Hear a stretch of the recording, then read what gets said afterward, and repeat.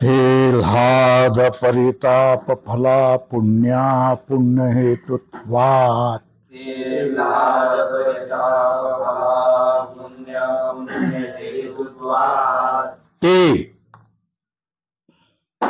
ते का अर्थ है सर्वव्याम्नः पूर्व प्रधान बुद्धिस्थ परामर्शित्व ये बता दिया।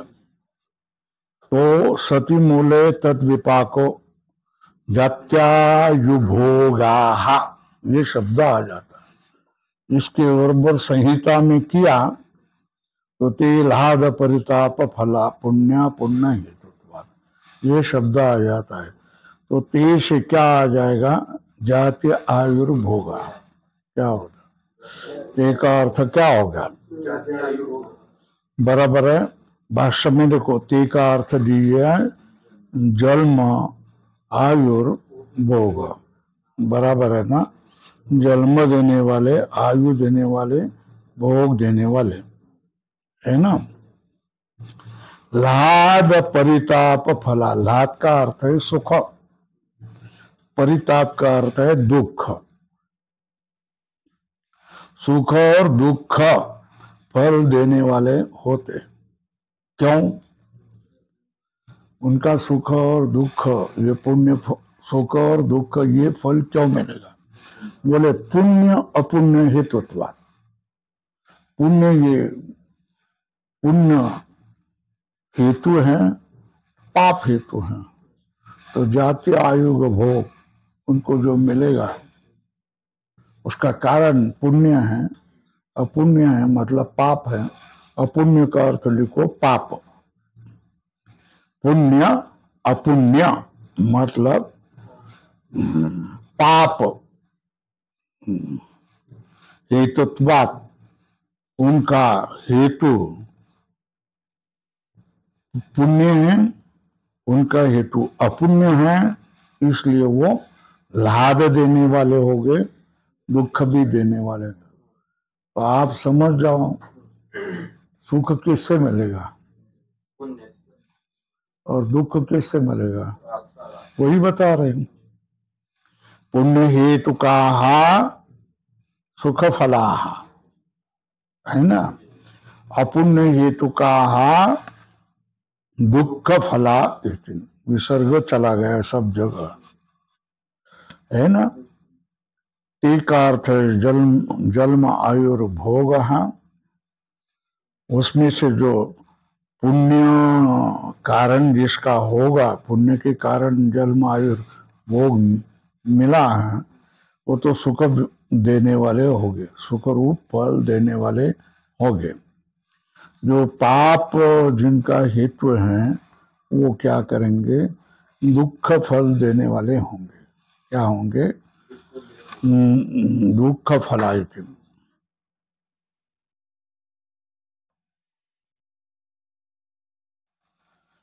यथा च इदं दुखम प्रतिकूलात्मकम, है ना? स्वल्प विराम करो। ये दुख किसी को ही अच्छा नहीं लगता है, बराबर है ना? क्या दुख जो है वो किसी को भी अच्छा नहीं रहता है। वो कैसा आता है? प्रतिकूलात्मकम। ऐसा होता है यथा च इदं दुखम प्रतिकूलात्मकम, है ना? ये जो दुख है प्रतिकूलात्मक है, इसलिए एवं विषय सुख काले अपि दुखम अस्ति एव प्रतिकूलात्मकम योगिनः। योगिनः ये षष्ठी है।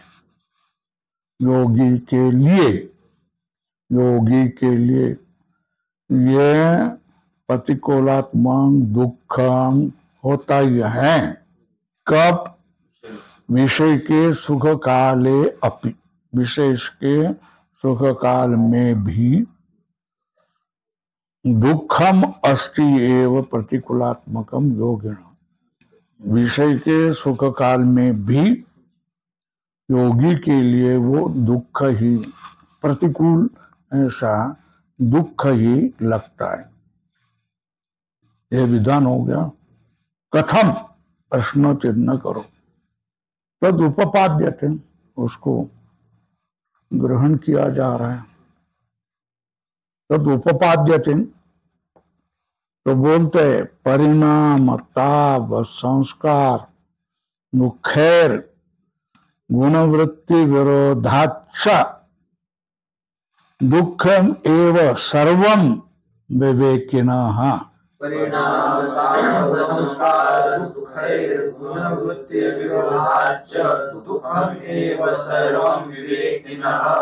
विवेकी मनुष्य के लिए सर्वम, सब का सब, सुख भी क्या है, दुखम एव,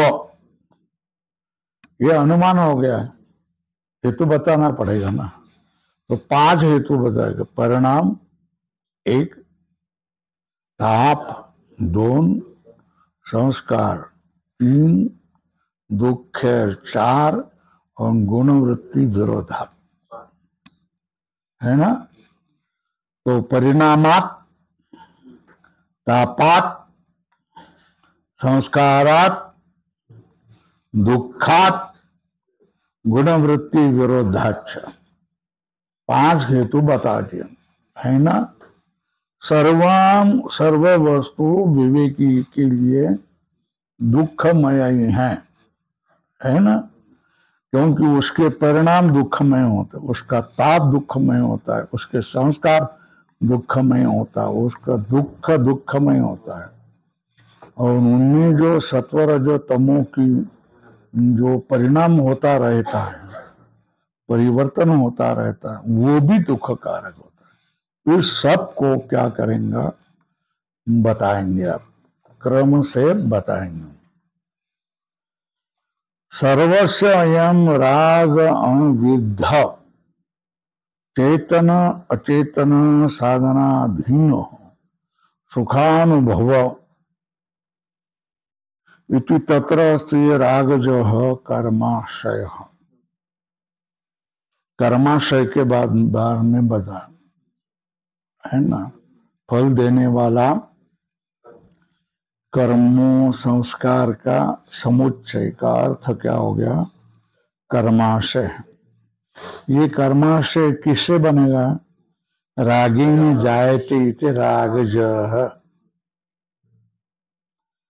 इति तत्र अस्ति, तत्र मन वहां होता है। कौन, सुखानुभव, सुख का जो अनुभव होता है। ये किससे, सर्वस्य अयम राग अनुविद्ध,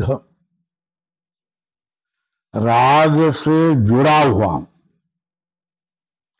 कैसा, चेतन और अचेतन साधनाधीन सुखानुभव, सबके लिए ही, किसी को भी ये राग से जुड़ा हुआ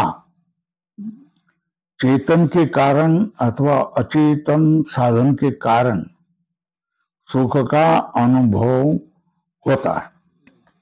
चेतन के कारण ऊपर लिखो, चेतन पुत्र माता पत्नी इत्यादि।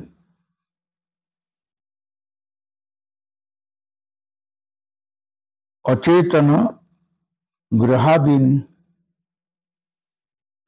अचेतन गृहादीन वाहन, है ना, अन्य कोई साधन मिल गया,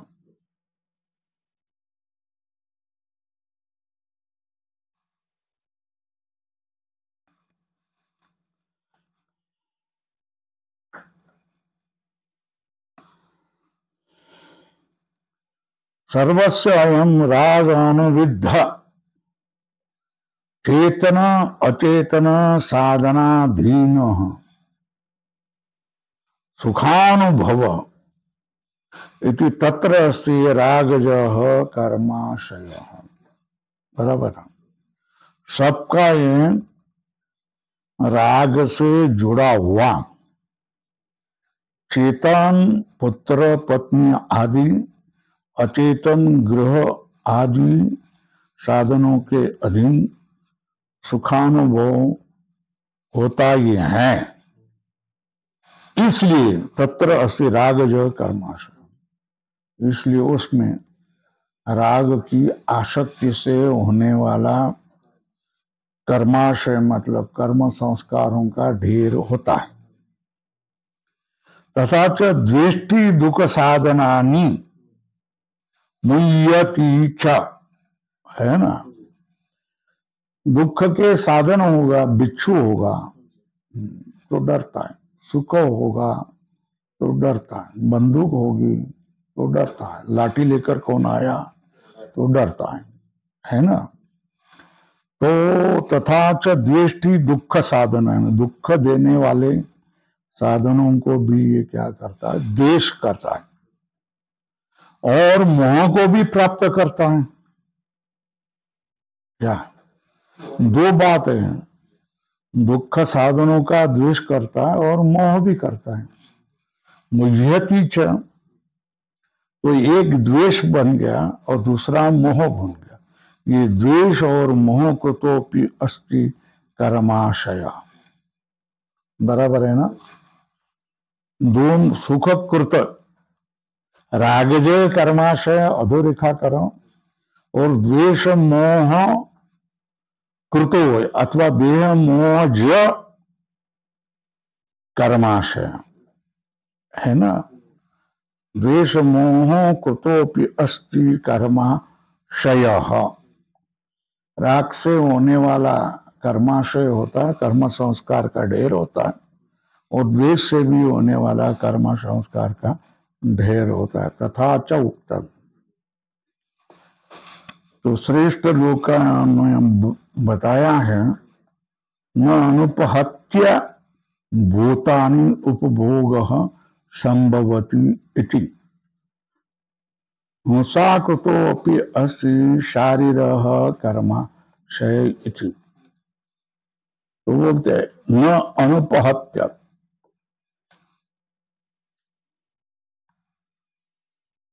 उपहत्या मतलब मार करके, अनुपहत्या मतलब न मार करके, हाँ, न मार के, भूतानि उपभोग संभवति हिंसा कृतो अपि अस्ति शारीर। इसका अर्थ क्या है, भूतों को मारे बिना, है ना, भूतों को मारे बिना कोई भी भोग संभव नहीं। तुमने रगड़ दिया पाटे पर मिर्ची तो भी कितने बैक्टीरिया मर जाते हैं।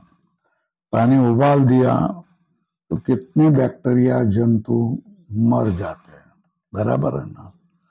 भाजी में जो जंतु कीड़े मकोड़े होते हैं वो भी क्या हो जाएंगे, भाजी बनाएंगे तो मर जाते हैं, उठेंगे काटेंगे तो सब में क्या हो जाए, हिंसा ही होता है। न अनुभव अत्यभूतानि उपभोग संभवति, क्या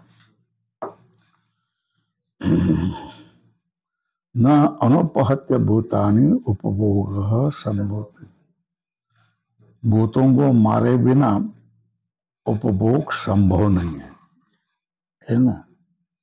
इति हिंसा कृतोऽपि अस्ति शारीरः कर्माशय, इस तरह हिंसा से किए हुए भी, इति हिंसा कृतो अपि अस्ति शारीरः कर्माशय, इसलिए हिंसा से क्रिया हुआ भी शारीरः,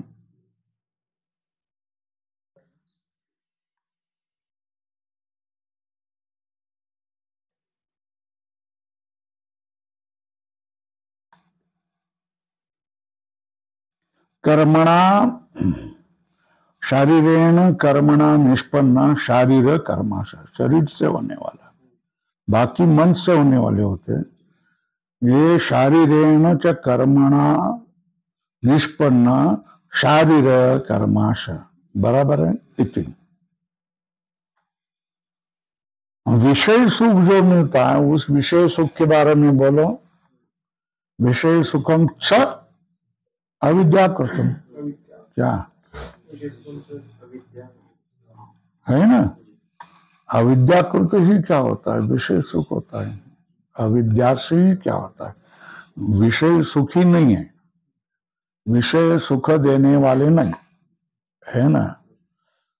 तुकाराम महाराज कहते ये रति माई के दुखाची जनिती नहीं आदि रंती। और क्या चाहिए तुमको, आदि में नहीं, मध्य में नहीं, अवसान में भी नहीं, अंत में भी नहीं, और दुख के ही जनक है ना, है ना। तो विषय सुखम च अविद्या करता, विषय से मिलने वाला सुख ये तो अविद्या से किया हुआ है।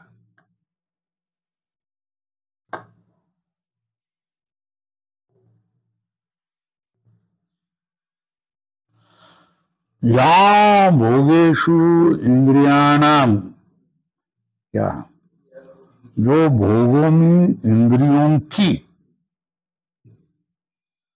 तृप्तेर उपशांतिस, क्या या भोगेन इंद्रियाणाम, भोग करने के बाद इंद्रियों की तृप्ति होने पर जो वकवक होती है वो शांत हो जाते हैं। विराम, उपशांति मतलब विराम, तृप्ति का विराम होता है। तत् सुखम, क्या जो भोगों में इंद्रियों की तृप्ति होने पर भोगों में जो भोगों से इंद्रियों को शांति विराम मिलता है वो क्या है, उनके लिए सुखकारक होता है, वही सुखम होता है। और या लौल्यात अनुपशांति तद दुखम, वो सुख की वस्तु, सुख का कारण ये लौल्यात अनुपशांति, चंचलता के कारण है ना, जो अनुपशांति मिलती है वो दुख है।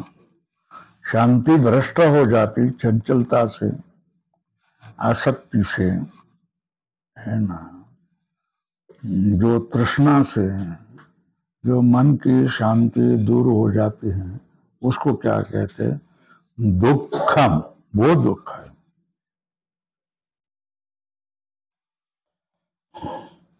चलो इंद्रियों को भोग दिया वो शांत होगे कि नहीं होगे,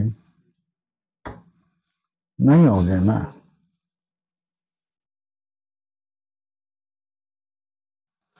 है ना, बोलते हैं न च इंद्रियाणाम भोगाभ्यासेन वैतृष्णम कर्तुम शक्यम, क्या इंद्रियों को जो भोग के अभ्यास, योग नहीं, योग और भोग विरुद्ध है। न च इंद्रियाणाम भोगाभ्यासेन, भोग के अभ्यास से वैतृष्ण करना शक्य नहीं, क्या न च इंद्रियाणाम भोगाभ्यासेन वैतृष्णम कर्तुम शक्यम, वैतृष्ण करना शक्य नहीं। क्यों भाई, कस्मात स्वल्पराम यतो भोगाभ्यासम अनु, भोग का जितना जितना तुमको आदत हो गई है, व्यसन बन गया, अभ्यास हो गया, तो विवर्धन्ते रागा कौशलानि च इंद्रियाणाम, तो उसके बारे में आसक्ति और बढ़ती है, और भोग करने के लिए इंद्रियों का कुशलता भी बढ़ती है। एक भोग करने से अधिक कुशल इंद्रिय हो जाते हैं, उसका अभ्यास होने पर और कुशल हो जाते हैं। अनेक भिन्न भिन्न और सुख की इच्छा करने वाले होते हैं ना। एक पत्नी से काम नहीं हो गया और एक पत्नी करेंगे, करुणा शर्मा, और दूसरे करेंगे और दूसरे को देखेंगे और दूसरे के साथ लिव इन रहेंगे। ये तो कौशल भी बढ़ता है ना इनका। तो ये लग गया ना, कस्मात प्रश्न चिन्ह, ये तो भोगाभ्यासम अनु विवर्धनते रागा। राग क्या होता है? बढ़ता है, इंद्रियों के कौशल भी बढ़ते हैं। तस्मात् अनुपाय सुख से भोगाभ्यास इति, है ना। इसलिए उनका जो परिणाम की बात यहां बने, पहला कैसा, या भोगेशु इंद्रियाणाम तृप्तिर, इसके ऊपर तत्सुखम या लवलात अनुशांति न तो इंद्रियाणाम, यहां एक नंबर लिखो, यतो भोगाभ्यासम अनुविवर्धन्ते रागा, है ना। सुखस्य भोगाभ्यास इति सकलो एवं वृश्चिक विषभीत इव आशि विशेषेण दृष्टो यः सुखार्थी विषय अनुवासितो महति दुख पंके निमग्न इति। वो यह वृश्चिक के विष के भय की तरह, क्या क्या, वृश्चिक के विष के भय के तरह, इव आशि विषेण, आशि मतलब आसक्ति विशेषेण, जिसको आसक्ति ने दंश किया है, आशि विशेषेण दृष्टो यह, कौन, सुखार्थी, विषय अनुवासितो महति दुख पंके निमग्न, विषय से विषय में होने वाले महान दुख के कीचड़ में क्या होता है, निमग्न हो जाता है। जैसा क्या वृश्चिक से भय होता है, उसी तरह से आसक्ति विशेष से, आसक्ति विशेष का जिसको दंश हुआ है, ऐसा सुखार्थी विषय से अनुवासित होने पर, विषय से घेरा जाने पर, महती दुख के निमग्न, बहुत ही बड़े दुख के कीचड़ में निमग्न हो जाता है। इति, ये क्या है, परिणाम दुखता नाम, अधोरेखा करो, ये क्या, पहला जो नियम, एक परिणाम दुखता नाम, वो क्या है, नाम प्रतिकूला, वो प्रतिकूल होता है। सुखावस्थायाम अपयोगिनम कृष्णाते, क्या योगी के लिए तो क्लिष्ट करता है ना कि ये भोग कैसे हैं। भोग का अभ्यास करने पर राग बढ़ते हैं, इंद्रिय और भी कुशल हो जाते हैं। इसलिए भोग का अभ्यास ये कोई उपयोगी नहीं है, उपाय नहीं है। तो इस तरह वृश्चिक सामने आया तो उसको विष हमको काटेगा, इससे जो डरता है, इसी तरह ये तृष्णा विशेष से दृष्टो य सुखार्थी, विषय से लिपटा हुआ महति दुख पंखे निमग्न, ये समझ जाता है तो योगी ऐसाम परिणाम दुखता नाम प्रतिकूला, सुखावस्थायाम, सुख प्राप्त होने पर भी योगिदम कृष्णाति, सबके परिणाम विषय भोग के सुख के परिणाम घातक होते हैं, है ना। देखो भाई, मीठा तुमको अच्छा लगता है तो मीठा खाने की आदत होगी। जो मीठा मिल गया तो लिपक गया, आइसक्रीम मिल गया, खाया। फिर बालूशाही मिल गया, लाओ, खाया। फिर श्रीखंड लाया तो खाया। रबड़ी लाई, लाओ भाई, लाओ भाई, बस लाओ लाओ, वाह वाह वाह, खाता रहा और रोज खाता रहा। तो एक ना एक दिन मधुमेह तो होगा ना, है ना।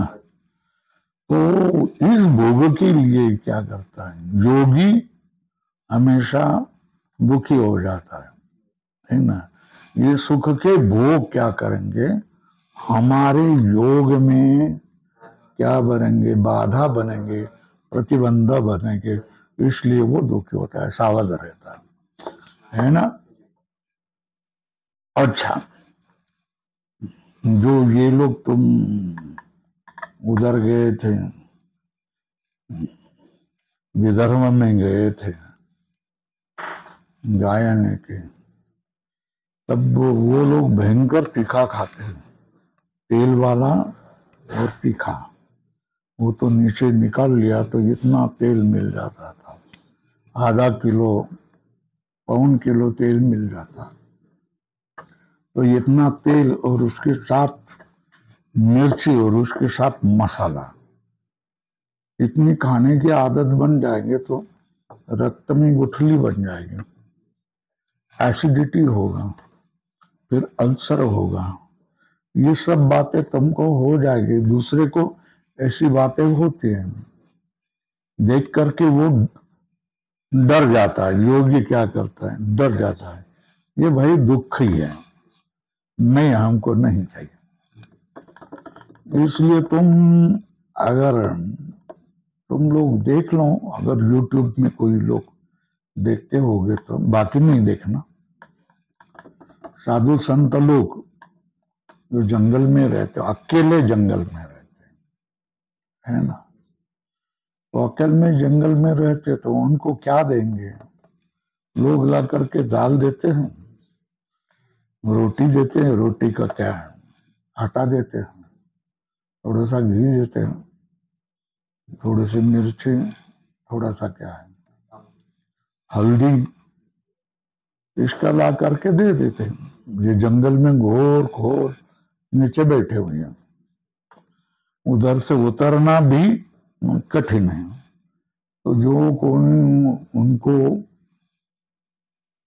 उनका वक्ता होता है, वो उधर के दुकानदार को कहता है कि इनको ये पहुंचा देना, और उसके पैसे वो उसको देता रहता है। तो वो नीचे से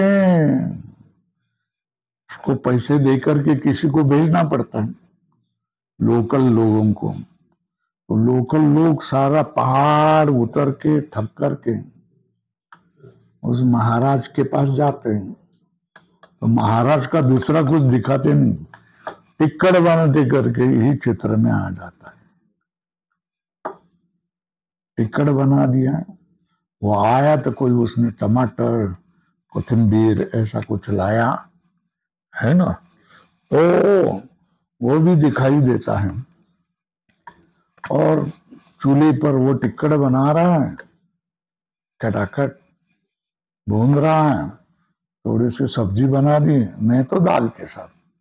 वो तो हमें रोज सब्जी कहाँ मिलेंगे, दाल पकाओ और रोटी खाओ। हाँ, रोटी के लिए थोड़ा आग्रह होता है, घी मिले तो अच्छा है करके। तो रोज वो वही खाते हैं जो तीखा बीखा कुछ नहीं होता है, और वो बैठे रहते हैं।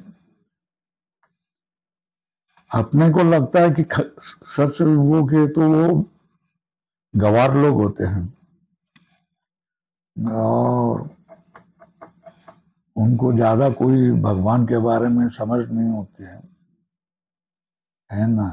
सीता राम करने इतनी बात उनको मालूम होती है।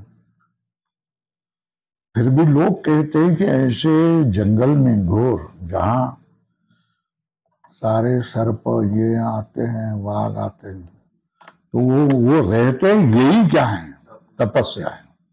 तो उनको तपस्वी माना जाता है। ज्ञान नहीं हो, भक्ति नहीं हो, कुछ भी नहीं हो, अपना भोग लगाते हैं और एक बार क्या करते हैं, आरती करते हैं भगवान के चित्र के सामने और सारे दिन पड़े रहते है ना।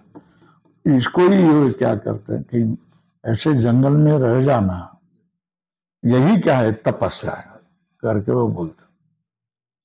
उनको न दिन मालूम होता है, न वार मालूम होता है, न महीना मालूम होता है, न वर्ष मालूम नहीं होता है, जगत में क्या हुआ है वो भी मालूम नहीं होता है।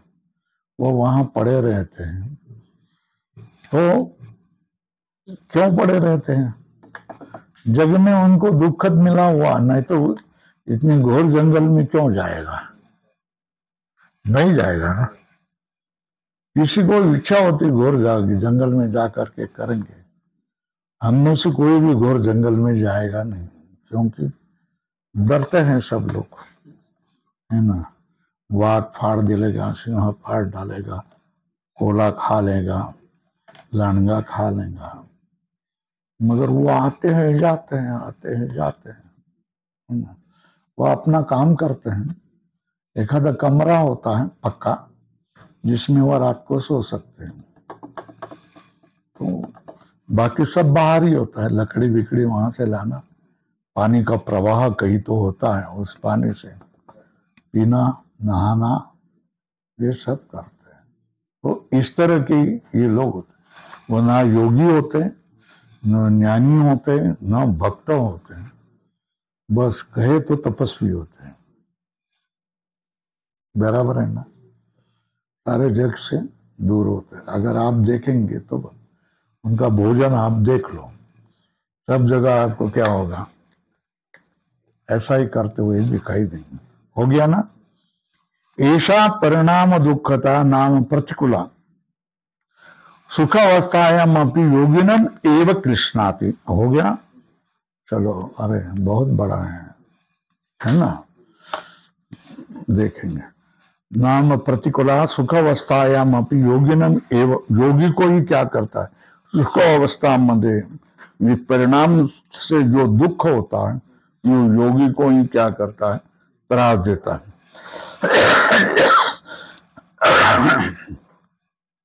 अथ का ताप दुखता, प्रश्न चिन्ह। सर्वस्य द्वेष अनुविद्ध चेतन अचेतन साधनाधीन ताप अनुभव तत्र असि द्वेषज कर्माशय।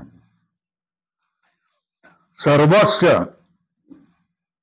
जो द्वेष से जुड़ा हुआ चेतन पुत्र, पुत्र को मारने को तैयार होता है, स्त्री पति को मारने को तैयार हो जाती है, मारती है, खबरें आ जाती हैं। सर्वस्य द्वेष अनुविद्धस चेतन अचेतन साधनाधीनस ताप अनुभव इति तत्र अस्ति द्वेषजः कर्माशय। सर्वस्य द्वेष अनुविद्ध, द्वेष से जुड़ा हुआ चेतन और अचेतन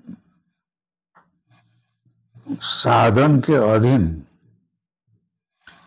उनके ताप का अनुभव होता है। तत्र से द्वेष हो तो ताप ही होगा ना, है ना, क्लेश ही होगा ना। तत्र से द्वेषज कर्माशय।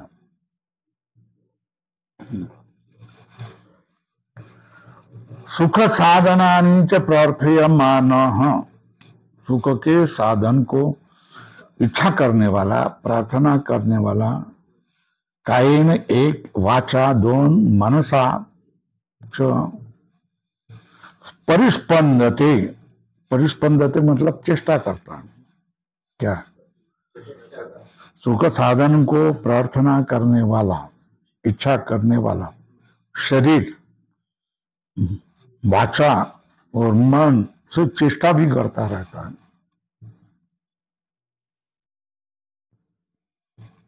तथा परम अनुगृह्णाति अपहंति च। अनुगृह्णाति मतलब मदद करता है, अपहंति मतलब त्रास भी देता है। देखो, अनुगृह्णाति मतलब मदद करता है, कृपा करता है, अपहंति च त्रास भी देता है। तो दूसरे को, पर को क्या करना है? अनुग्रह करना और पर को पीड़ा करना, इन दोनों से धर्म अधर्म उपचिन होती। क्या इससे क्या करता है?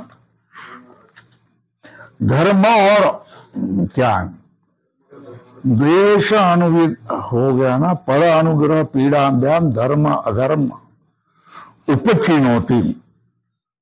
सकर्माशयो लोभात मोहाच भवती।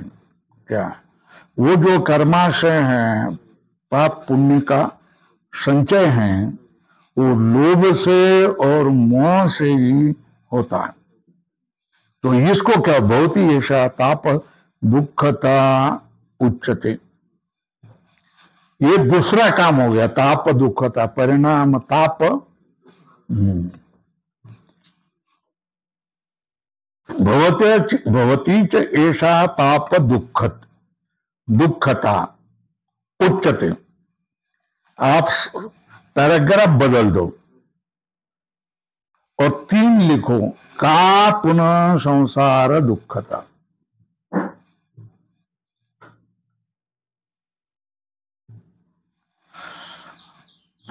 का पुनः संस्कार दुखता। सुख के अनुभव से सुख का संस्कार होता है ना, और दुख से अनुभव से दुख संस्कार आशय होता है ना।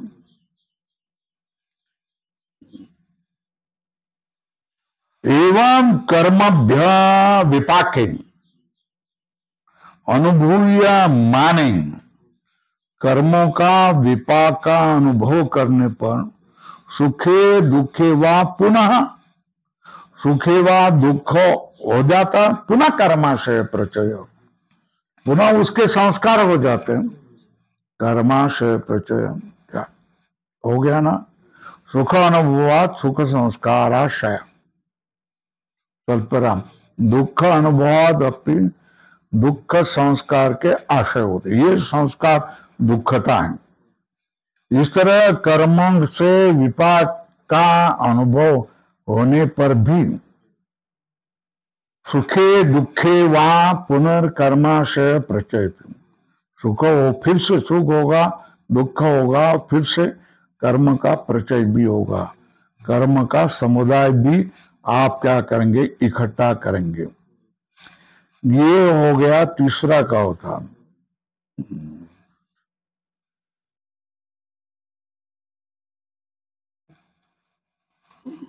अब क्या है? एवं एदम एवं इदम एवं इदम अनादि दुख स्रोतो। क्या एवं इदम अनादि दुख स्रोतो विप्रस्तम योगिनम एव प्रतिकूलात्मकता उद्वेजयति। क्या इस तरह ये अनादि दुख का प्रवाह जो प्रकट हुआ है, अनादि दुख स्रोतो विप्रसुतम, जो उत्पन्न हुआ है, वो योगिना में वो प्रतिकूलात्मकत्वात् उद्वेजयते। वो योगी को ही अधिक रूप से प्रतिकूलात्मक लगता है और उद्वेग उसके मन में निर्माण करता है।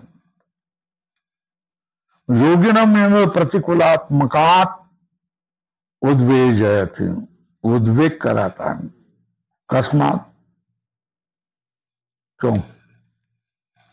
अक्षिपात्र कल्पो ही विद्वान।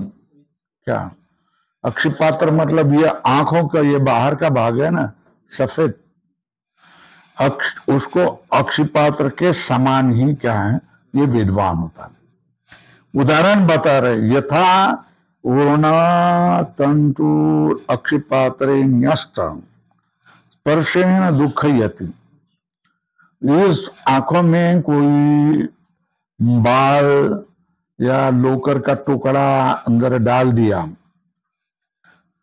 तो न्यस्त मतलब डाल दिया, स्पर्शेन दुःखयति, उसको उसके स्पर्श से अंदर दुख पैदा होता, स्पर्शेन दुःखयति।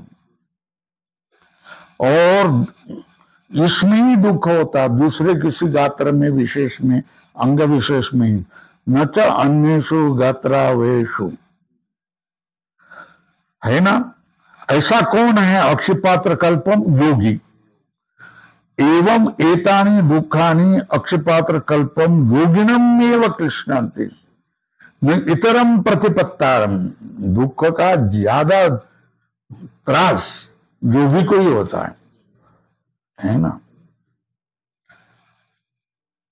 क्योंकि वो अक्षिपात्र कल्प होता। थोड़ा सा भी दुख आ गया तो फिर ये अस्वस्थ होता है।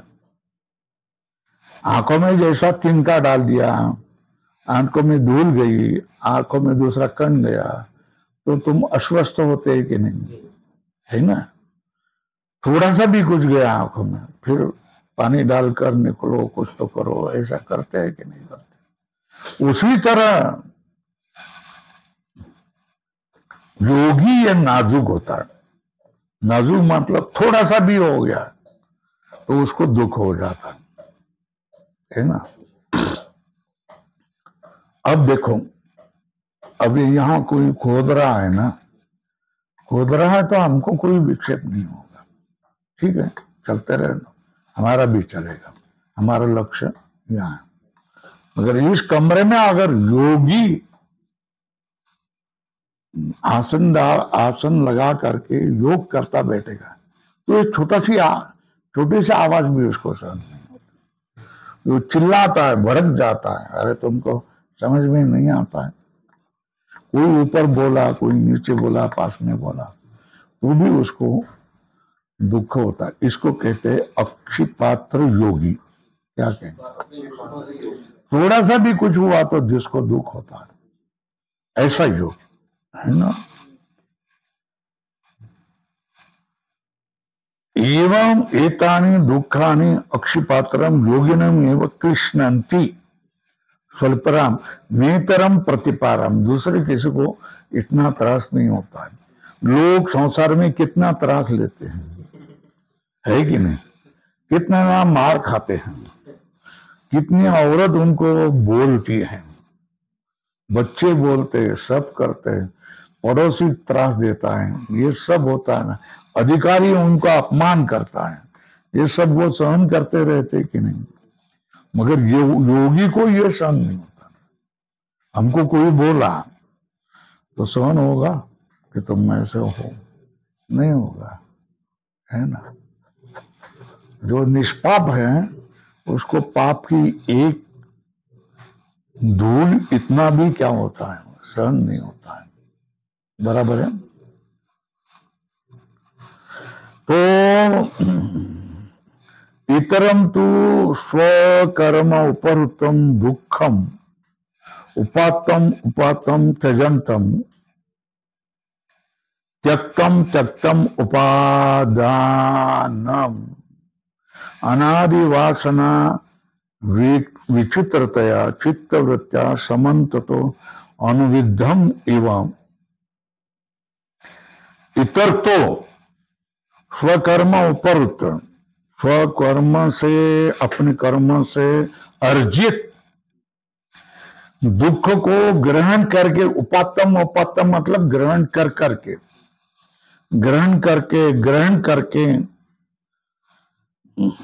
फिर क्या करता, फिर त्याग करके सांडी मांडी, उसको एक शब्द है, क्या है सांडी मांडी, बघा कुठं, सांडी मांडी परते टाकी वासुदेव नाम भोगी मोक्ष येईल सुखी नाम स्मरता आदर। त्यागेच भोगेच सांडावे मांडावे, ऐसा है। देखो, त्याग भोग दुख काय सांडावे मांडावे, त्याग भोग दुख काय सांडावे मांडावे, ऐसे धरली जीवे माझ्या थोर आशंका, है ना। तुकाराम महाराज सी त्यागे भोगे दुःख काय सांडावे मांडा ऐसी धरली दिवे मजा हो रहा शंका। ये सब उपयोगी है भाई, है ना। तो ये सब कौन त्यागना भोगना ये तो कौन करता है? सामान्य मानुष करता है, चलता रहता है उसका। ये जन्म लेगा, फिर जन्म लेगा, ये जन्म और फिर जन्म लेगा। मगर जो त्यागी है, ईश्वर भक्त है, ये इसको नामंजूर है ना। तो इतरम तू स्वकर्म ऊपर तुम अपने कर्म से पकड़ा हुआ दुख को उपात्तम क्या करते? ग्रहण करते स्वल्परम त्यजंतम त्यक्तम त्यागते हुए त्याग करके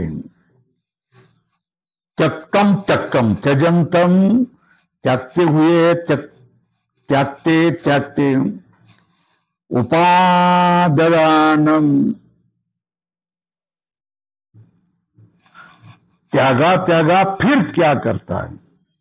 ग्रहण करता है। क्या? दूसरा कोई अपने कर्म से अर्जित किया दुखम उपात्तम ग्रहण करते हुए त्यजंतम, है ना, त्यक्तम फिर क्या करता है? उपादानम त्यागा हुआ फिर ग्रहण करता है। इति अनादि वासना विचित्रतया, अनादि वासनाओं के विचित्र रूप से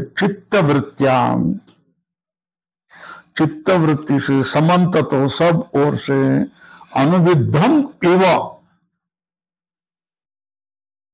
है ना, अनुविद्धम इव किससे?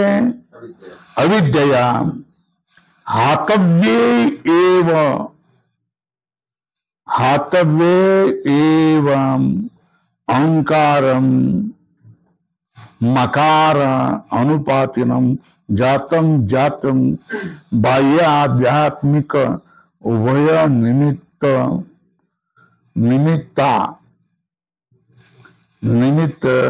स्त्री